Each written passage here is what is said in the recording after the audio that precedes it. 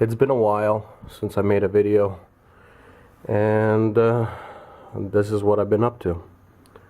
I moved out of my workshop. There's my 3D printer there, window AC, a bunch of crap. Basically my entire workshop is in that corner right there. From there, where my hand starts, to there, to the wall. And it's a complete and utter mess. This is my basement, unfinished and old. I've been basically kicked out of my workshop because we renovated that portion of the house, so that now became a bedroom. And now I have been relegated to kind of working here, and it's not the best thing to see or do, but this is what it is. My boilers, and I figured I'd introduce you to what I'm actually working on. I got my hands on a lathe, ancient lathe. This thing is 60 some odd years old. It was made in the 50s, and there was a guy on Craigslist that was giving it away for scrap. The reason for it is the thing was covered in water. This thing looks like it's been to the bottom of the ocean, and I've been soaking it, as you can tell, in oil, and slowly but surely breaking every portion of it free. The cabinet I actually need because the motor is down there, and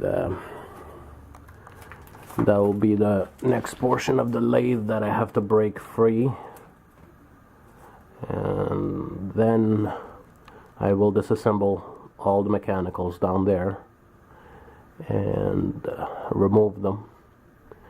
I gotta scrape this entire bench up and get rid of all the rust in the scale. It's surprisingly still solid. It's weird, but it is still solid. And this is a Logan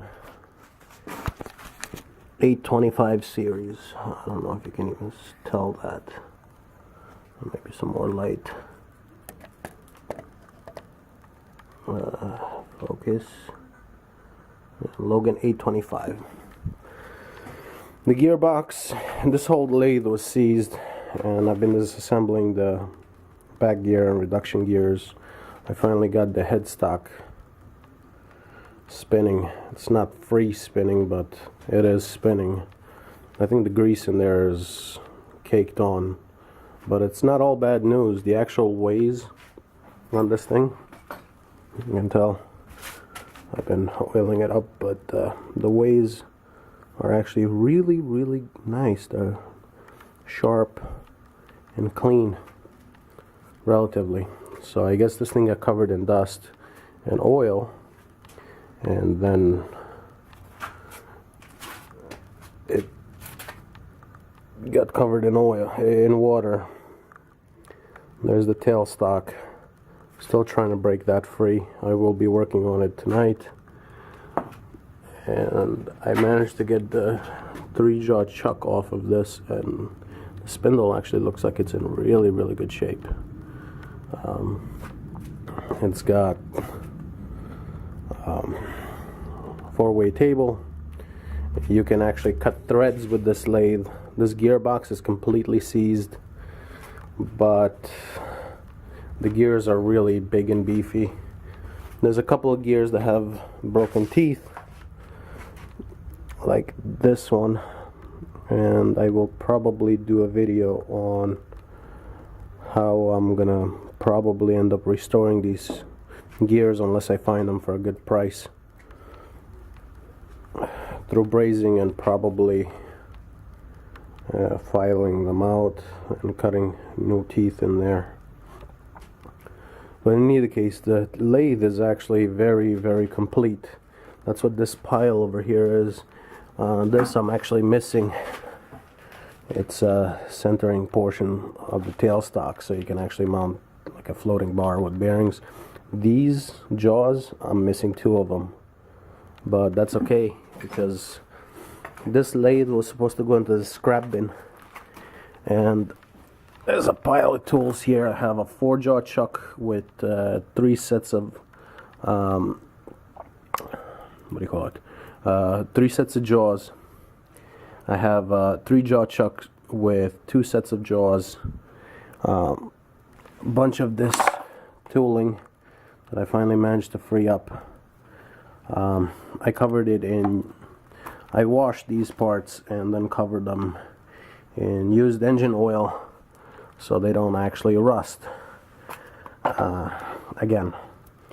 And there's a bunch of other accessories that came with this thing that are still soaking in used engine oil.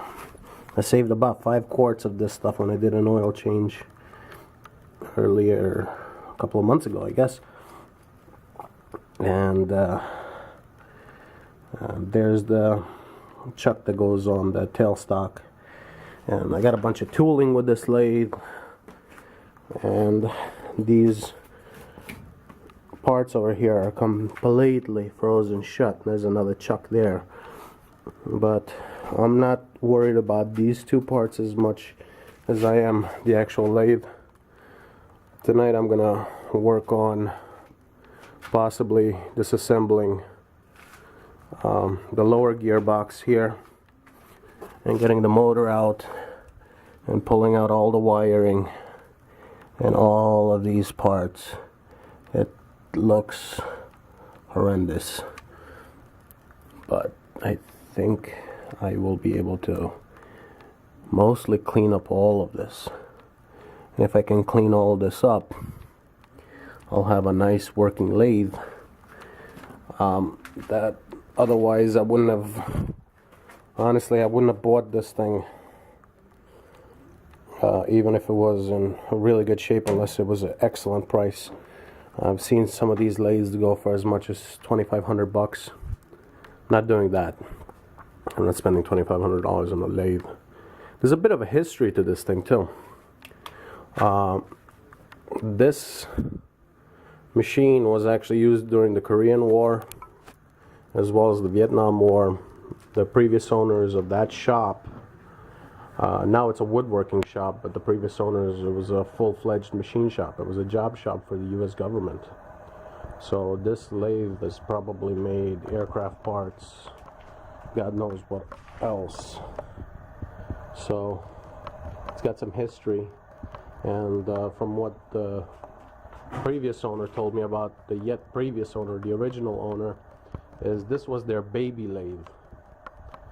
They had stuff that was much bigger, and this thing's got 43-inch ways, so it's for a hobby lathe, this thing is pretty darn big. And yes, the thing still moves, but I'm a little hesitant to move it around until I get everything soaked properly and disassembled and cleaned out. I'm probably gonna end up degreasing this once I'm done, getting rid of all the rust, and probably end up painting the lathe.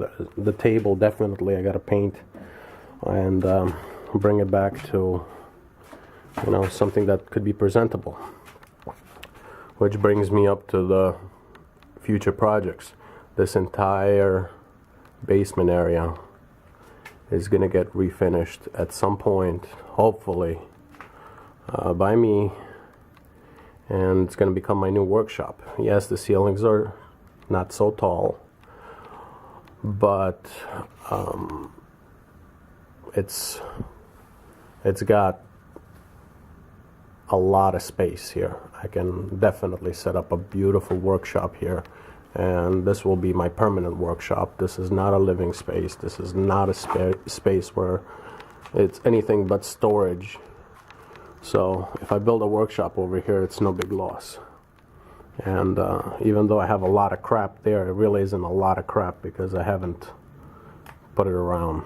I haven't organized it. Alright, I'll see you guys soon.